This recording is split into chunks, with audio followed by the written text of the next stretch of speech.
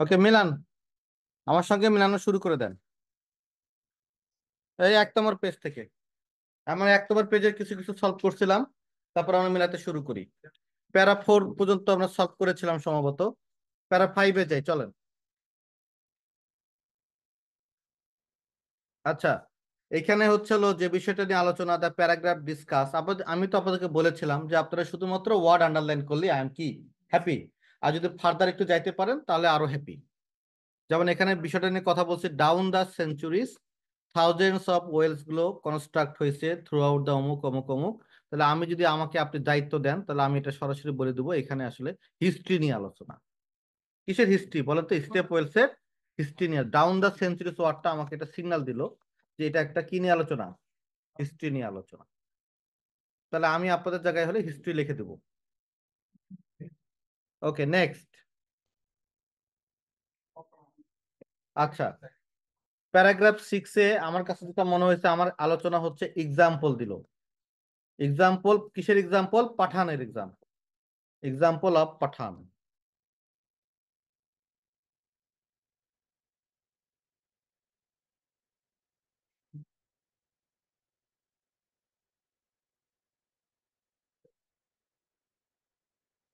ওকে, paragraph 7।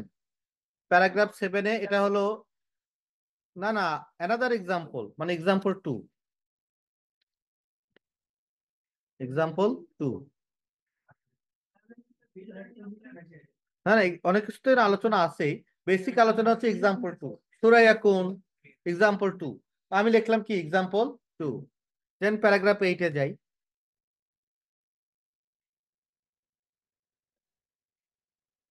Paragraph 8-এ গিয়ে আমার যেটা মনে হচ্ছে কি জানি, ওটাও আর একটা এক্সাম্পল। তাহলে আমি পাশে লিখলাম এক্সাম্পল 3। এক্সাম্পল 3। আমি তো ফার্দার বলতেছি। প্যারা 9। প্যারা 9-এ মূল আলোচনা হচ্ছে জয়পুর, তাই তো? তারপরে আর কি জানি, ডিপেস্ট ওয়েল। এটা আমি লিখলাম এক্সাম্পল 4।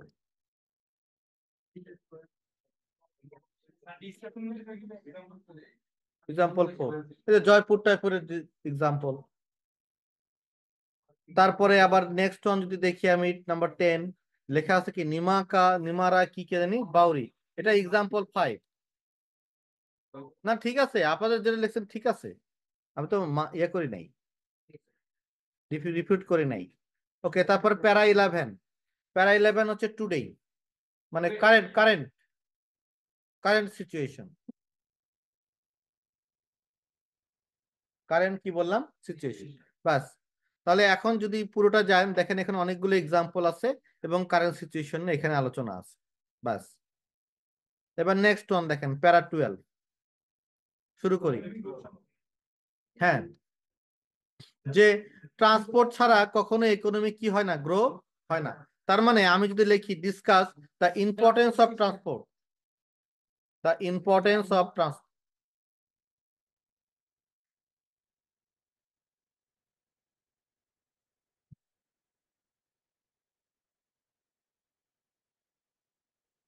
প্যারা 13 পড়ে ফেলেন এক নজর।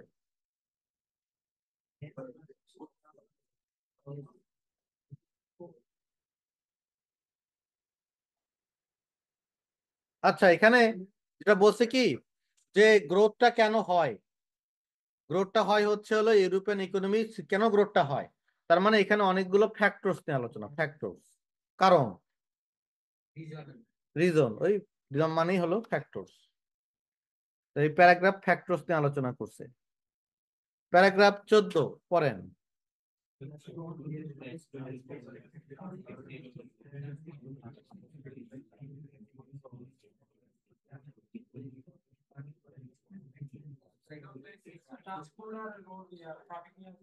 ট্রান্সপোর্ট রোড নিয়ে আলোচনা। তারপরে কিছু কিছু ক্যান্ডিডেট কান্ট্রির কথা বলা হচ্ছে, যারা হচ্ছে কোথায় ঢুকতে চায়, ইউএতে কি ঢুকতে চায়। রিসেন্টলি রোমানিয়া ঢুকে গেল আর কি, কিন্তু ওরা কিন্তু অনেকদিন ক্যান্ডিডেট কান্ট্রি ছিল, মানে ঢুকতে চাচ্ছিল আর কি, কিন্তু পারতেছিল না।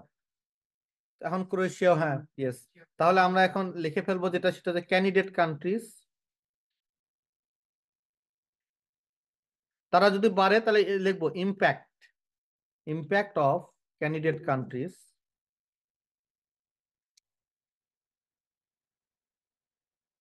ইম্প্যাক্ট অফ ক্যান্ডিডেট কান্ট্রিজ, তাদের, তারা যদি ঢোকে তাহলে কি হবে, তাহলে হচ্ছে হলো ট্রাফিক জ্যামটা বেড়ে যাবে, তার মানে তাদের একটা ইম্প্যাক্ট।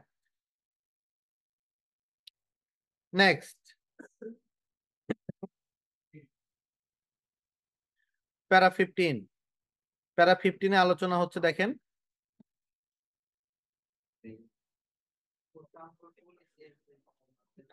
ট্রান্সপোর্ট কি নিয়ে আলোচনা, পলিসি, তার মানে এখন নতুন পলিসি দরকার নাকি, তাহলে কি এ নিউ পলিসি।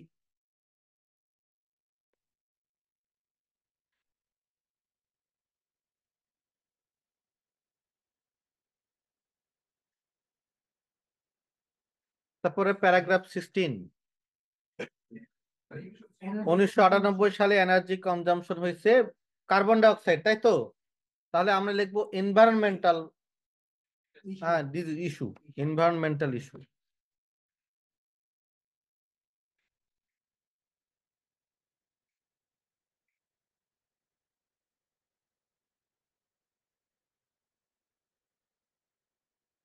দেন তারপরে আসেন নাম্বার 17 পড়েন, এট দ্য সেম টাইম পড়েন।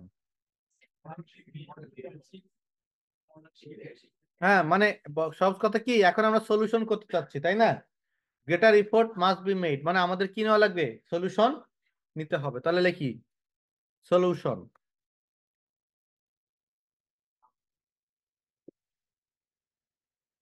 প্যারা 18 পড়েন, ফার্স্ট অ্যাপ্রোচ, তাহলে সলিউশন ওখানে নেওয়া দরকার তাই বললো, এই প্যারা এসে কি বলতেছে, ফার্স্ট সলিউশন দিচ্ছে, তাহলে লিখে ফেলেন ফার্স্ট সলিউশন, প্যারা 18।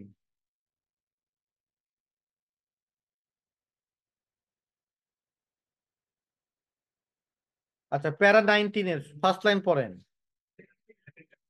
তাহলে এটা কি হবে বলেন তো দেখি, good, second solution. At the same time আবার প্যারা 20 পড়েন, থার্ড সলিউশন।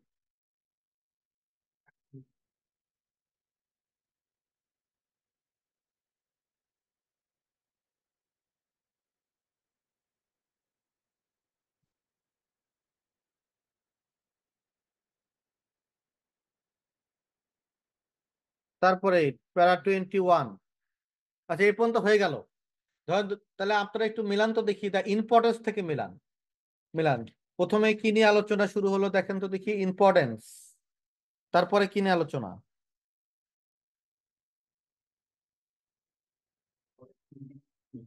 তারপর ফ্যাক্টরস, তারপরে কি নিয়ে আলোচনা, ক্যান্ডিডেট কান্ট্রিজ, প্যারা 14, তারপরে কি নিয়ে আলোচনা, পলিসি, তারপরে কি, তারপরে তারপরে সলিউশন টু, সলিউশন, এইভাবে পুরো প্যারাগ্রাফটা সাজাই ফেলছে, পুরো প্যাসেজটা এইভাবে সাজাই ফেলছে, এটাকে বলে প্যারাগ্রাফের স্ট্রাকচার।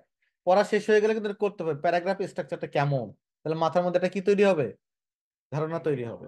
নেক্সট, প্যারা 21 পড়েন,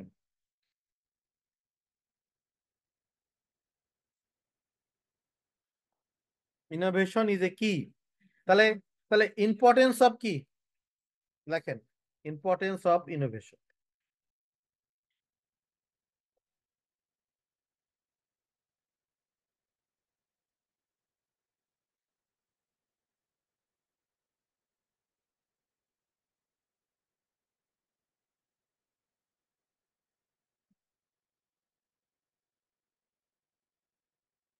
প্যারা 22,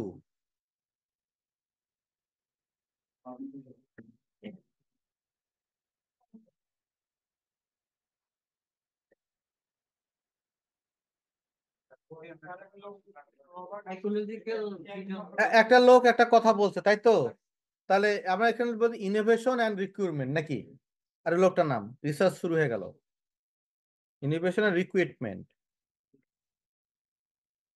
এর মধ্যে একটা লিঙ্ক আছে, এটাই সে বলছে। প্যারা 23,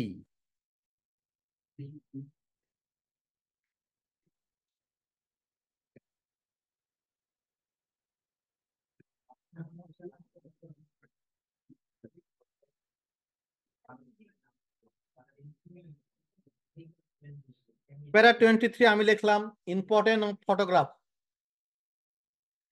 এটা ফটোগ্রাফ নিয়ে আলোচনা না, ফেমাস, তাহলে আমি লিখলাম ইম্পর্টেন্স অফ ফটোগ্রাফ।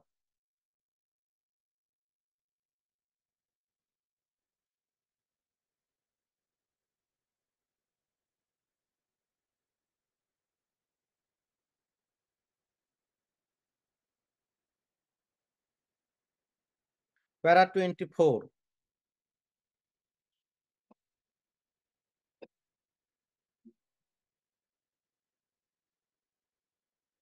চেঞ্জ হওয়ার সময় আমাদের বিহেভিয়ার কেমন থাকে, তাই তো? লেখেন আওয়ার বিহেভিয়ার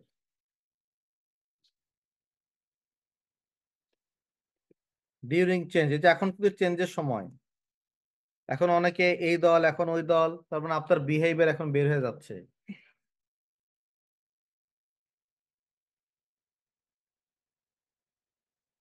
তারপরেরটা পড়েন।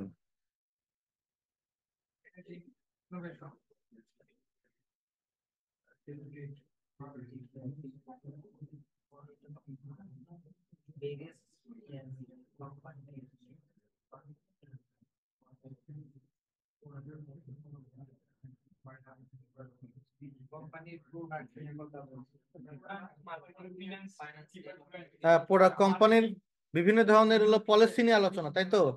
ওকে, তাহলে লেখেন কোম্পানি, কোম্পানিজ পলিসি।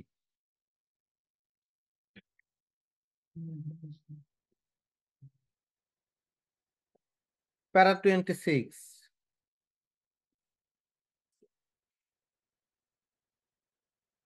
বস, বস লিডার নিয়ে আলোচনা। খুব সুন্দর একটা কথা বলছে দেখছেন এখানে, ফলো দ্য লিডার সিনড্রোম। কি syndrome? Follow the leader syndrome, এটা বস, তাহলে বস নিয়ে আলোচনা। প্যারা 27, হ্যাঁ মূল কথা টিম ওয়ার্ক, টিম ওয়ার্ক। প্যারা 28 পড়েন, রাইটিং। এই তিনটাই আর মূল আলোচনা, রাইটিং, তারপরে কি জানি ভিজুয়ালাইজিং, এই তিনটাই মূল কথা। আর নিউ আইডিয়াস।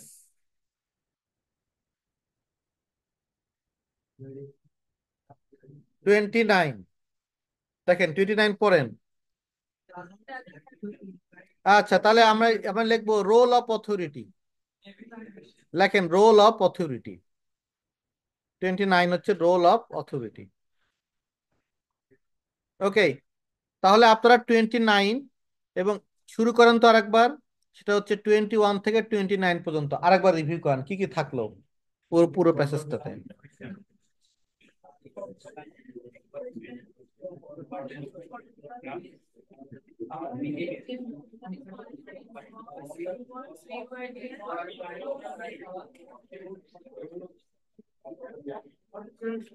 ওকে, এখানে কিন্তু আরো দুইটা লাইন আছে, প্যারা 30 পড়েন। The only rule was that there was no rule, তাহলে এখানে কি নিয়ে আলোচনা? রুল নিয়ে আলোচনা। প্যারা 31,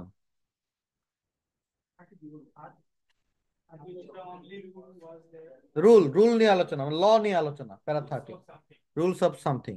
ওকে, প্যারাগ্রাফ 31 এখানে আলোচনা হচ্ছিল আইডিয়াল বস। কি নিয়ে আলোচনা? আইডিয়াল বস নিয়ে আলোচনা। বাস এটাই হচ্ছিল এই পুরো প্যাসেজটার মূল থিম ছিল। প্যাসেজটা শুরু হয়েছিল কি দিয়ে? দ্য ইম্পর্টেন্স অফ কি দিয়ে জানি, ইনোভেশন। তারপরে কি আসলো? ইনোভেশন এন্ড কি জানি রিক্রুটমেন্ট। তারপরে কি আসছে? তারপরে তারপরে তারপরে তারপরে তারপরে তারপরে তারপরে তারপরে আইডিয়াল বস।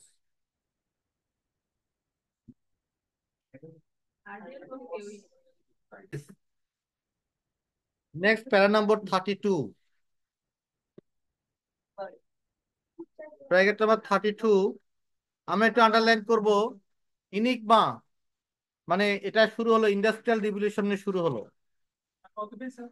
ওই যে একই পেজ নম্বর 4, ইন্ডাস্ট্রিয়াল রেভলিউশন নিয়ে আলোচনা শুরু হলো।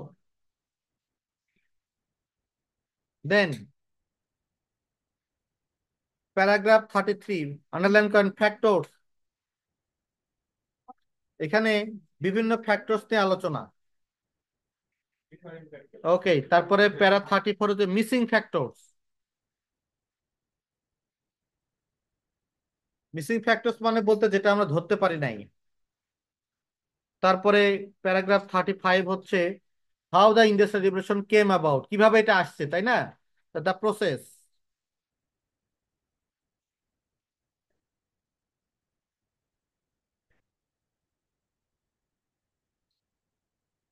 Paragraph 36, the importance of population. না না, যারা কিওয়ার্ড আন্ডারলাইন করছেন ফাইন, আমি এক ধাপ আগাই যেতেছি। The importance of population, population burst, population যে বাস্ট হয়েছে তার একটা ইম্পর্টেন্স নিয়ে আলোচনা, মানে পপুলেশন বেড়ে গেছে। যেমন প্যারাগ্রাফ 37, এখানে ম্যাকফার্লাস লুক টু জাপান, তার মানে তিনি জাপানের কাছ থেকে কি চাইতেছে, সলিউশন চাইতেছে, তাই তো? তাহলে জাপানের কেস, তাহলে আমরা বলি এক্সাম্পল অফ জাপান।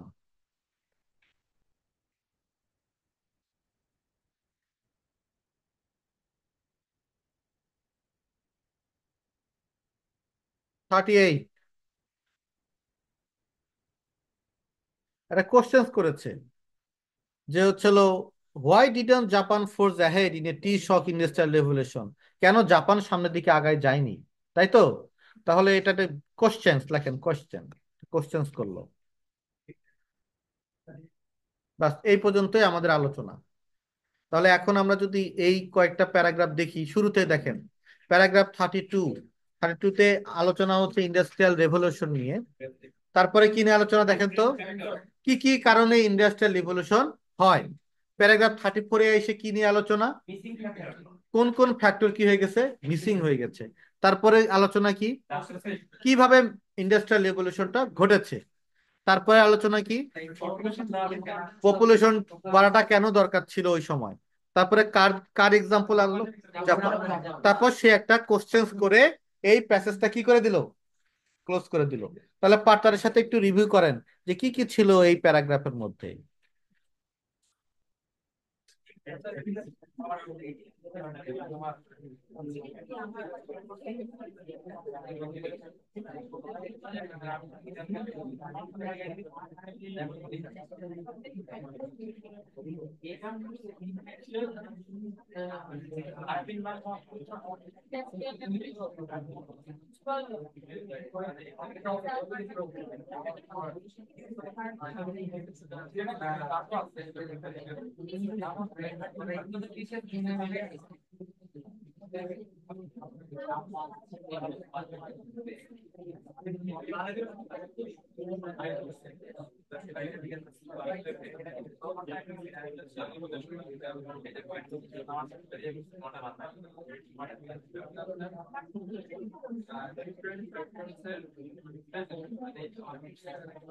ওকে, তারপরে আমরা পরেরটাই যাই, দেখেন নতুন একটা প্যাসেজ শুরু হচ্ছে, প্যারাগ্রাফ 39, ইন্টারন্যাশনালি গিফটনেস ইজ গিফটনেস। তাহলে এখানে ডেফিনেশন দিছে, তাই তো? লেখে তাহলে ডেফিনিশন অফ গিফটনেস।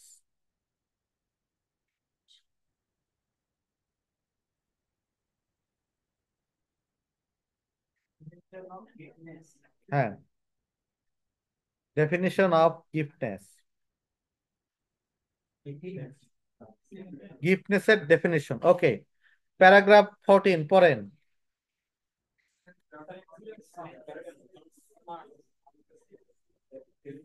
তাহলে এক্সিলেন্স অ্যান্ড হেল্প, আমি লিখলাম এক্সিলেন্স অ্যান্ড হেল্প, এক্সিলেন্সের সাথে হেল্পের একটা রিলেশনশিপ আছে। দেন প্যারা 41,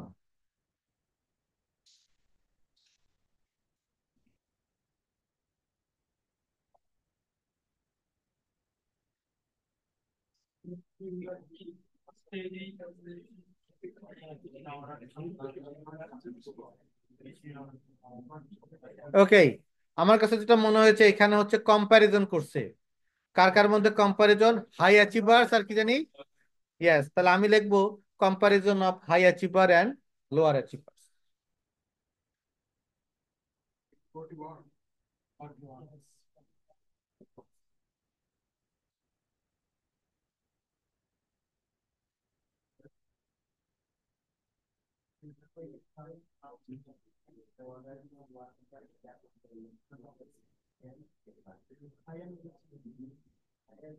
ওকে, তাহলে কম্পারিজন হচ্ছে হাই অ্যাচিভার্স এবং কার মধ্যে, lower achievers. 42,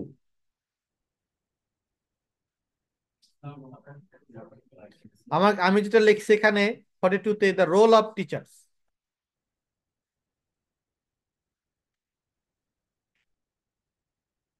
role of teachers.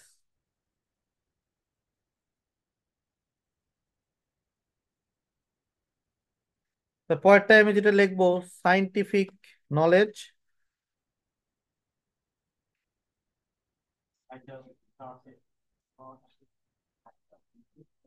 Scientific knowledge, তারপরে থিওরিটিক্যাল,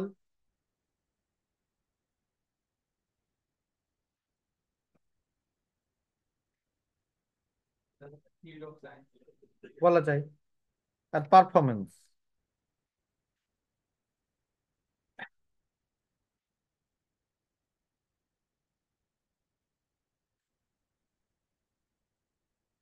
প্যারা 44, টু সাম আপ। এই ওয়ার্ডটা দেখেই বোঝা যায় এটা একটা কনক্লুশন কিনা, বলেন তো দেখি। এবং কনক্লুশনটা ইমোশন নিয়ে, কি নিয়ে? ইমোশন নিয়ে। তাহলে আমি যদি এই গল্পটা তৈরি করতে চাই, গল্পটা শুরুতে কেমন গল্পটা দেখেন, শুরুতে শুরু হয়েছে কি দিয়ে শুরু হয়েছে জানি? গিফটনেস। গিফটনেস মানে বোঝেন, এক্সিলেন্ট কিছু মানুষ আছে না, মানে তারা তো এক্সিলেন্ট, তাদের গিফটনেস নিয়ে প্রথমে ডেফিনেশন।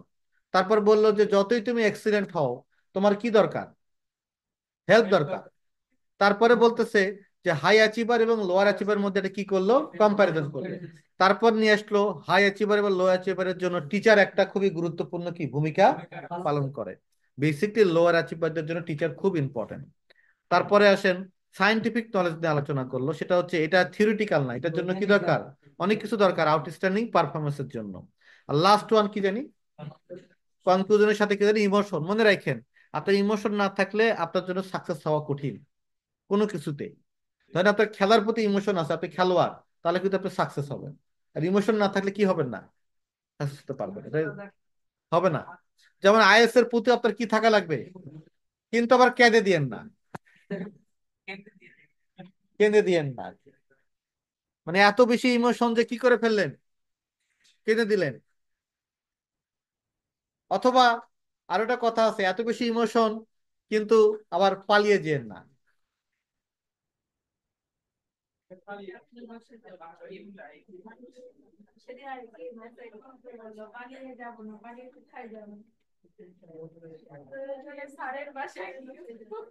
কোনো সমস্যা নাই, আবার আমার বাসায় তো রুম খালি, মানে আমার বাসায় কিন্তু একটা রুম খালি, কাজে আপনার যদি রাস্তায় থাকতে হয় তাহলে আমার বাসায় চলে যায়, কোনো সমস্যা নেই, থাকতে পারবে।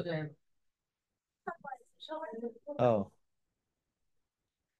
এবার আসেন 44।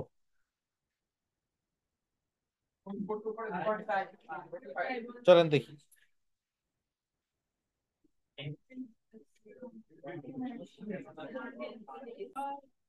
চলেন দেখি। আচ্ছা, one of the most famous work of Mona Lisa. হ্যাঁ লেখেন তাহলে। ফেমাস মোনালিসা লিখলেই হয়, মোনালিসাই হলো কি ফেমাস কাজ। মোনালিসা কিন্তু প্রথম দেখলে আপনারা খুবই হতাশ হবেন, কারণ অনেক মানুষ ভিড় থাকে তো দেখতে ভালো লাগে না। দেন আসেন 46 পড়েন। মোনালিসা যদি নোবেল হতো, তাহলে আমরা বলি নোবেল, মোনালিসা, তারপরে ম্যানুস্ক্রিপ্ট, এগুলো, ম্যানুস্ক্রিপ্ট, রিপ্রোডাকশন, কিছু না পারলে এই ওয়ার্ডগুলো লিখে রাখলেও হবে। এগুলো নিয়ে আলোচনা। মূল কথা হচ্ছে মোনালিসা, নোবেল, মোনালিসা তো নোবেল না, নোবেল হলে ম্যানুস্ক্রিপ্ট মানুষ পড়তো, রিপ্রোডাকশন, এই নিয়ে আলোচনা আর কি। আচ্ছা, প্যারাগ্রাফ 47।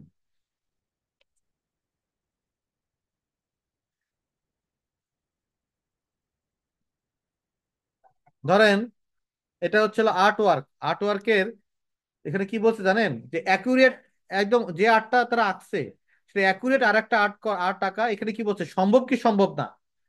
সম্ভব, তাই না? তাহলে আমরা লিখবো, দেখেন, যে possible to, possible possible to make similar artwork, একদম সেম আঁকা পসিবল। 48 পড়েন, দ্যাটের পর থেকে পড়বেন।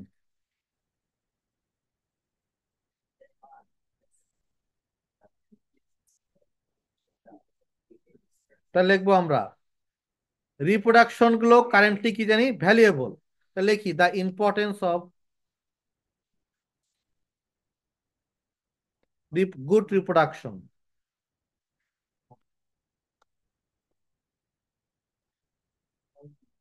49, শুরুতে একটা লিমিটেশন মানে problem.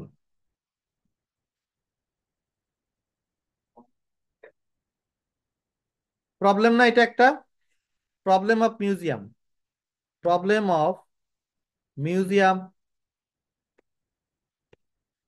Exhibition.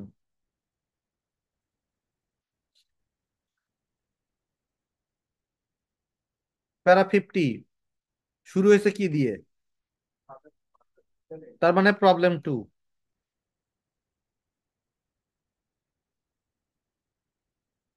Paragraph 51,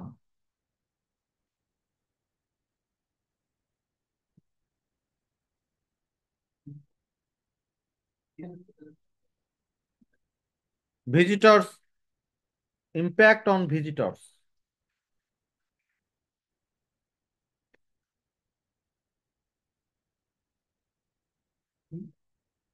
impact on ভিজিটরদের উপর কি ইম্প্যাক্ট পড়ে, ইম্প্যাক্ট অন ভিজিটর্স। প্যারাগ্রাফ 52 পড়েন।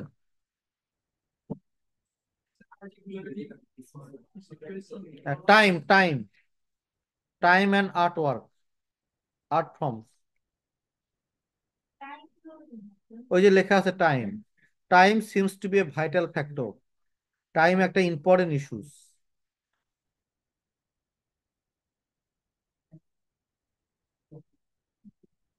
তারপরে দেখেন প্যারা 53, লেখা আছে কি কনসিকুয়েন্টলি, তার মানে রেজাল্ট নাকি না, রেজাল্ট কি না, রেজাল্ট।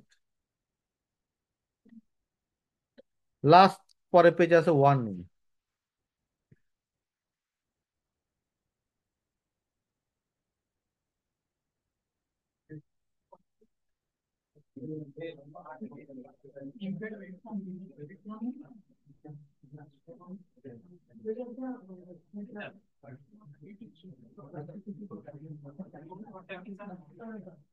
হ্যাঁ,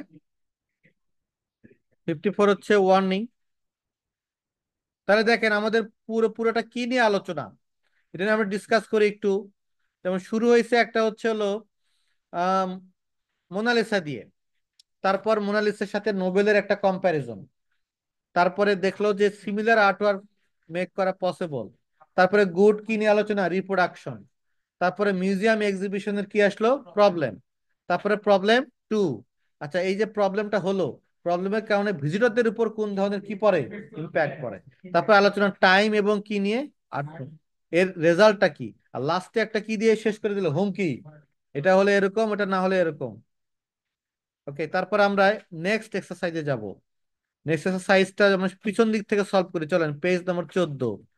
আপনারা যারা যারা বাসা থেকে করেন নাই একটু সলভ করেন। তাহলে আমরা তাহলে প্যারাগ্রাফ 1 আন্ডারলাইন, চলেন। প্যারাগ্রাফ 1-এ আমরা যদি আন্ডারলাইন আমি করি, তাহলে থাইলাসিন নাকি, না নেই না, অসুবিধা কি?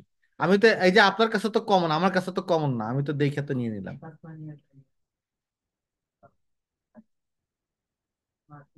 ওকে, তাহলে আমি নিলাম থাইলাসিন, হ্যাঁ। তারপরে তাসমানিয়ান কি, টাইগার। এই যে আরেকটা আছে কি জানি, মার্সুপিয়াল, তা ডগ, ফাইন। নেক্সট থাইলাসে, যে থাইলাসিন তো চলে আসতেছে আপনার কথা মতে, রেইন ফরেস্ট নাকি।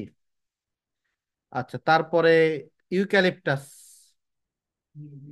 তারপরে ব্রিডিং সিজন, স্প্রিং, উইন্টার, এটা সব ব্রিডিং সিজন নিয়ে আলোচনা, বোঝা যাচ্ছে না এটা ব্রিডিং সিজন। ওকে, তারপরে এত বছর আগে থাইলাসিন কই ছিল, লোকেশন অস্ট্রেলিয়া অস্ট্রেলিয়া কোথায় কোথায় যেন ছিল। তারপরে ড্রামাটিক ডিক্লাইন শুরু হয়ে গেল কত সাল থেকে, 1830। তারপরে সাকসেসফুল অ্যাটেম্প নিল, ক্যাপটিভিটি মানে বোঝেন, জুতে নিয়ে এসে তাদেরকে ঠিক করা হলো আর কি, হোবার্ট জু।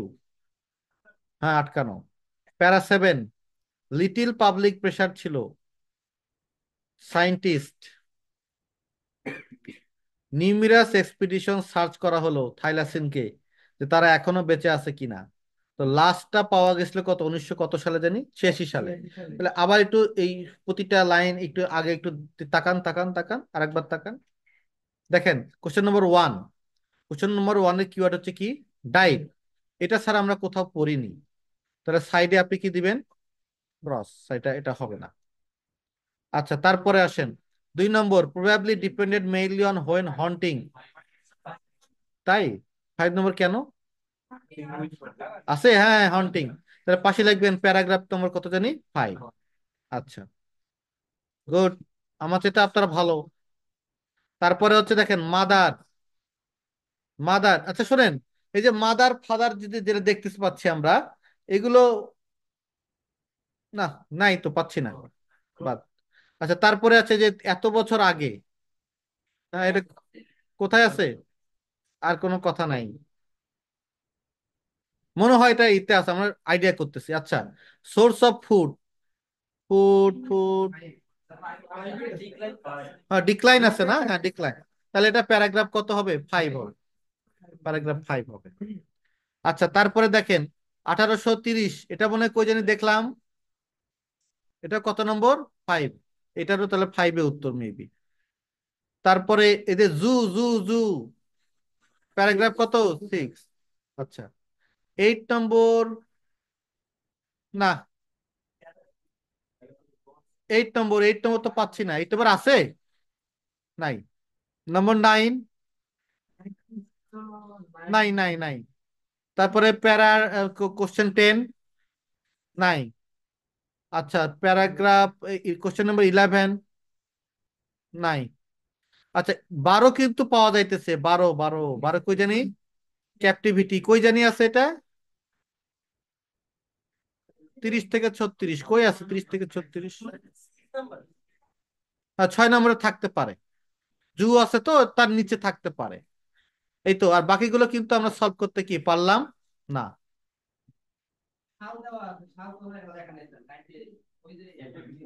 না না, আমরা তো একটু না, আমরা না ওইভাবে প্রেডিক্ট করতেছি যে থাকতে পারে, আমরা তো তারপরে সার্চ করব না, থাকতে পারে। আচ্ছা, মোটামুটি কয়েকটা কোশ্চেনের উত্তর কি গেল, পাওয়া গেল। তারপরে আমরা পরেরটাই যাই একটু, পেজ নম্বর এটা হবে হচ্ছে 11। 11 নম্বর সলভ করছেন, কেউই করেন নাই? তাহলে এবার একটু সলভ করা শুরু করেন 11 নম্বর পেজে, আমি আবার করে করে আপনাদের সলভ করাই দিই। ওকে ফাইন, চলেন দেখি প্রথমটা, in building of sky line, লোকের নাম আছে, জিওলজি হিস্ট্রি কি কি জানি সব আলোচনা। ওকে, প্যারাগ্রাফ 2, চ্যাপ্টার 1 নিয়ে আলোচনা, হেলিকপ্টার। তারপরে কি জানি একটা শালো আছে, তাই না? তারপরে সিভিল ওয়ার, মূল আলোচনায় দেখতে পাচ্ছি civil war. Chapter 4, 19th century, neighbourhood. Part 2 of the big economic skyscraper, chapter 5। তারপরে চ্যাপ্টার 5 অলসো, মানে চ্যাপ্টার 5 তাহলে অনেক বড়। তারপরে bed rock myth, new York, downtown. Chapter 8 এবং 9 একসাথে, তা দুটাই ছোট। ফাইনাল চ্যাপ্টার হচ্ছিল এটাতে, মানে একটা বই নিয়ে ডিসকাশন, তাই না? তাহলে আমি একটু যাই। What point does the sister make about the birds book in the first paragraph, এটা আর লাগে কিছু, এটা প্যারাগ্রাফ কত, হ্যাঁ। আচ্ছা, তারপরে হচ্ছে টেনমেন্টস, এটা 4। ওকে, কেমনে 4 হলো এটা দেখি একটু। আছে এটা, হ্যাঁ এই যে আছে, এই যে আছে। তার মানে এটা সম্ভবত কোন প্যারায় উত্তরটা আছে, প্যারা 4। ওকে, তারপরে 29, চ্যাপ্টার কত? 6। চ্যাপ্টার 6 কোথায়? চ্যাপ্টার, তাহলে দেখেন চ্যাপ্টার 5 কততে আছে বলেন তো, প্যারাগ্রাফ কত? 6-এ। প্যারাগ্রাফ 7-এ কত? চ্যাপ্টার 7। তাহলে এর মাঝামাঝি কোথাও আছে, তাহলে প্যারাগ্রাফ 6 এর মধ্যে কি থাকবে? এটা রিপিট করে বলে দেওয়া যায়। তারপর একটা হচ্ছে 30, 1920s বিল্ডিং বুম, কত? 8 নম্বর না, একদম 8 নম্বর স্পষ্ট আছে, বিল্ডিং বুম। তারপরে হচ্ছে হলো 9, কত নম্বর? চ্যাপ্টার 2 অ্যান্ড কি জানি 3।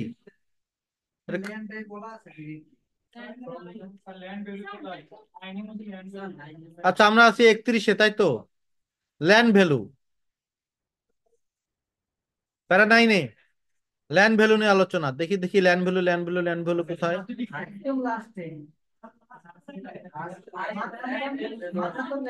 এই যে ল্যান্ড ভ্যালু, হ্যাঁ এই যে পাই গেছি আমরা। তারপরে হচ্ছে 4, 34, 34 না 32।